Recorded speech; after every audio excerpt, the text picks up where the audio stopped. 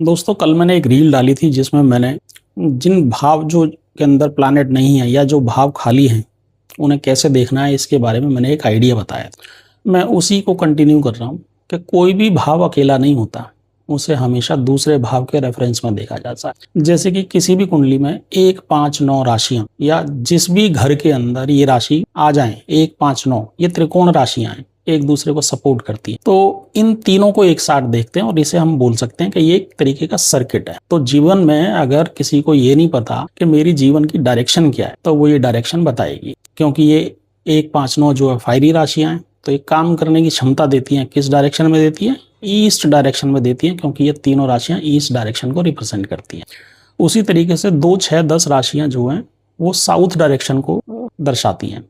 तो अगर आपके सारे प्लैनेट 1, 5, 9 राशि या 2, 6, 10 राशि में, तो आप समझ जाइए आपको काम कहाँ करना है। या तो ईस्ट डायरेक्शन में आपको सक्सेस मिलेगी या फिर साउथ डायरेक्शन में आपको सक्सेस मिलेगी। इसी तरीके से 3, 7, 11 राशियां हैं जो वेस्ट को दिखाती हैं और 4, 8, 12 राशियां जो नॉर्थ को दिखाती हैं डायरेक्शन को।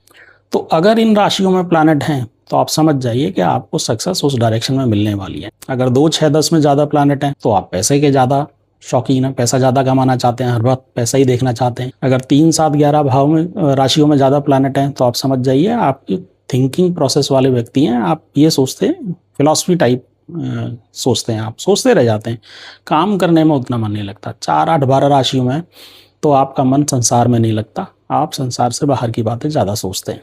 तो दोस्तों आप देखिए कि आपके जीवन का, और मैं बता दूं कि जिनके जीवन में कष्ट है, कभी कभी आप देखा होगा ज्योतिषी बताते हैं कि भाई डायरेक्शन चेंज कर लो, घर छोड़ के यहाँ से वहाँ चले जाओ, वो इसी बेसिस पर बताते हैं।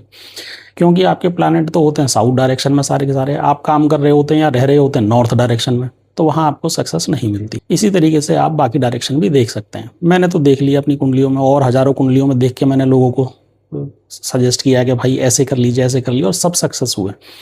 क्या आप बता सकते हैं कि आपने ये देखा है और आप उसी डायरेक्शन में काम कर रहे हैं जिस डायरेक्शन में आपके प्लैनेट हैं?